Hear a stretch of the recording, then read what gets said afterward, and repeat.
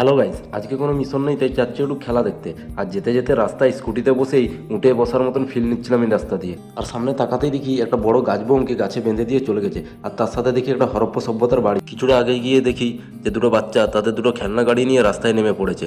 একটা বাচ্চা তো আবার রাস্তাটার অবস্থা খারাপ করে দিয়েছে খেলনা গাড়ি দিয়ে। মাঠ পৌঁছে দেখি যে সোমনাথদার টিমের খেলা শুরু হয়ে গেছে। আর আমার সাথে খেলা দেখতে এসেছিল ক্রিকেটের সব বড় বড় বিশেষজ্ঞরা।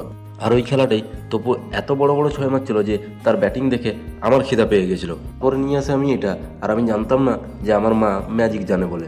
আমি আর মুসিদ্দা খেলাগুলো নিয়ে এমন চুলচেরা বিশ্লেষণ করছিলাম যে আমরা দুজন মনে হয় বিসিসিআর উঁচু পদে কাজ করি।